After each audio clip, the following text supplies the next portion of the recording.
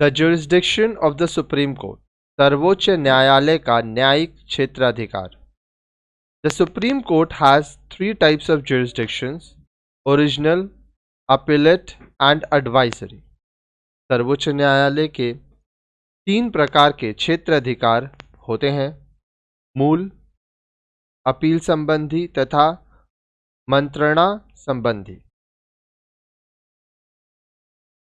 Original jurisdiction, मूल क्षेत्राधिकार. The Supreme Court alone has the authority to hear directly certain cases. कुछ मुकदमों को सर्वोच्च न्यायालय केवल सीधे ही सुनने का अधिकार रखता है. These are, वे क्या है? Disputes between the union government and one or more state government. संघीय सरकार तथा एक या अधिक राज्य सरकारों के बीच विवाद के मामले. Disputes between two or more states, दो अथवा अधिक राज्यों के बीच विवाद. Disputes between the government of India and one or more states on the one side and one or more states on the other side. एक तरफ संघीय सरकार तथा एक या अधिक राज्य तथा दूसरी ओर एक या अधिक राज्य के बीच विवाद. फिर आता है आपका appellate jurisdiction, अपीलीय क्षेत्राधिकार. The power of a superior or higher court to hear and decide appeals against the judgment of the lower court is called appellate jurisdiction. किसी भी निचली अदालत द्वारा दिए गए निर्णय के विरुद्ध अपील सुनने के अधिकार को अपीलीय क्षेत्राधिकार कहते हैं. The Supreme Court is a court of appeal for constitutional, civil and criminal cases. सर्वोच्च न्यायालय संवैधानिक, दीवानी और फौजदारी मामलों की अपील सुनने वाला न्यायालय है. It can hear appeals against the judgments of the High Court. यह उच्च न्यायालयों के विरुद्ध अपील सुनता है.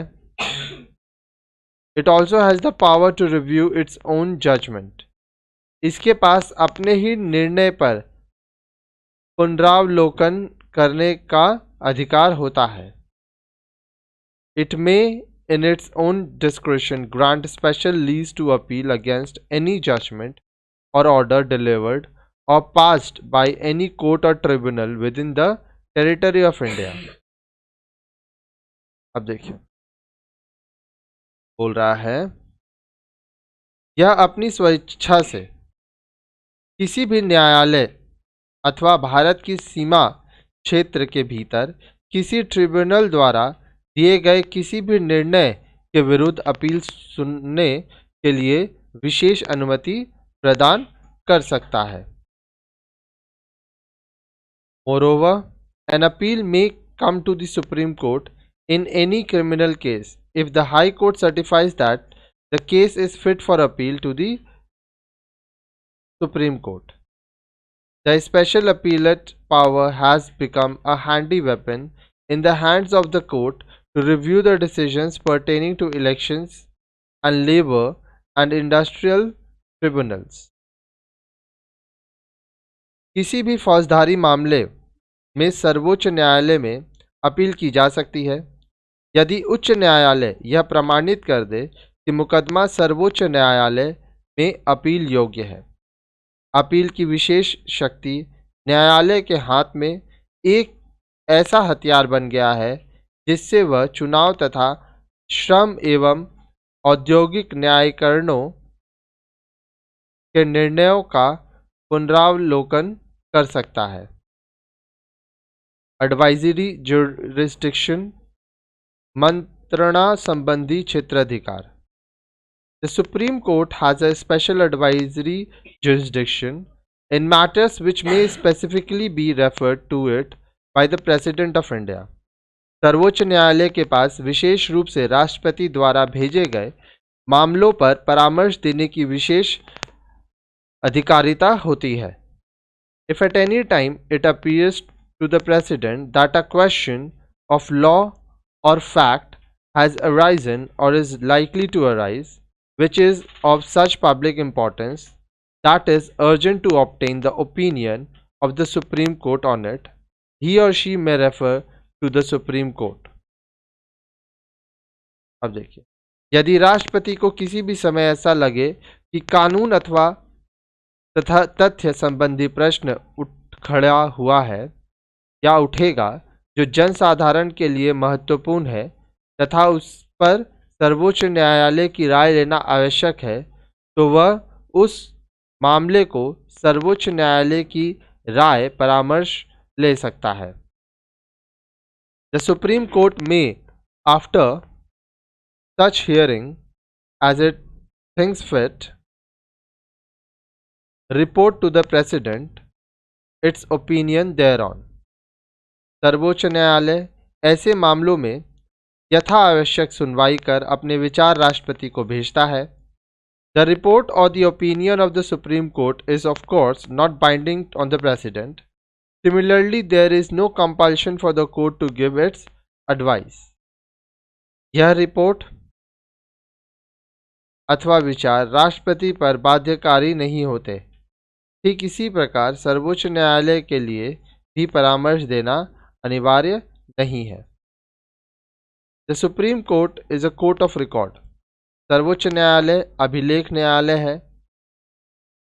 The records of the supreme Court in matters of interpretation of the law और the constitution have to be accepted when produced before the lower courts. Besides the above mentioned jurisdiction, there are a few more special functions of the Supreme Court of India. सर्वोच्च न्यायालय के अभिलेखों को संविधान अथवा कानून की व्याख्या के रूप में जब निचली अदालतों में प्रस्तुत किया जाता है तो उसे स्वीकार करना पड़ता है. उपरोक्त अधिकार क्षेत्रों के अतिरिक्त सर्वोच्च न्यायालय के कुछ और विशेष कार्य हैं. अब वो क्या है? 1. Guardian of the constitution. संविधान का संरक्षण. As the interpreter of the constitution, the supreme court has the power to protect and defend the constitution. संविधान के व्याख्याता के रूप में सर्वोच्च न्यायालय के पास संविधान की रक्षा और बचाव करने की शक्ति होती है. If the court finds that any law और executive order is against the constitution, the same can be declared unconstitutionally और इनवैलिड. यदि न्यायालय को लगता है कि कोई कानून अथवा कार्यपालिका का आदेश संविधान के विरुद्ध है तो उसको असंवैधानिक अथवा अमान्य घोषित कर दिया जाता है. Similarly, the Supreme Court also acts as the custodian and protector of the fundamental right. इसी प्रकार सर्वोच्च न्यायालय मौलिक अधिकारों के संरक्षण तथा रक्षक की भूमिका भी निभाता है. If any citizen feels that his or her fundamental right have been infringed, he or she may move to the Supreme Court directly for the protection of his or her fundamental rights. The right to constitutional remedies empowers the Supreme Court to act as the guardian of the Constitution. यदि किसी नागरिक को लगता है कि उसके अधिकारों का उल्लंघन किया जा रहा है तो वह अपने अधिकारों की रक्षा के लिए सीधे सर्वोच्च न्यायालय जा सकता है या जा सकती है. संवैधानिक उपचारों का अधिकार सर्वोच्च न्यायालय को संविधान के संरक्षण के रूप में कार्य करने की शक्ति देता है. जुडिशियल रिव्यू, न्यायिक पुनरावलोकन. The supreme court of India has the power to examine the validity of laws और एग्जीक्यूटिव ऑर्डर्स. भारत के सर्वोच्च न्यायालय के पास कानूनों तथा कार्यपालिका के आदेशों की वैधता का परीक्षण करने का अधिकार है. The supreme court has the power to interpret the constitution and through this it has assumed the power of judicial review.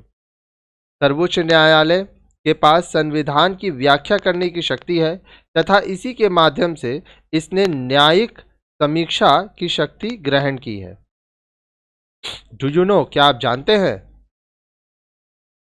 Judicial review is a process through which the judiciary examines the constitutionality of a legislative act or executive order. If on examination it is found that there has been a violation of the Constitution, the judiciary declares it to be null and void or unconstitutional. न्यायिक पुनरावलोकन का एक ऐसी प्रक्रिया है जिसके माध्यम से न्यायालय किसी विधायी कार्य अथवा कार्यपालिका के आदर्श की संवैधानिकता का परीक्षण करता है। यदि परीक्षण करने पर न्यायालय को लगता है कि कहीं पर संविधान का उल्लंघन हुआ है, तब न्यायालय उसको अवैध, अमान्य और असंवैधानिक घोषित कर देता है।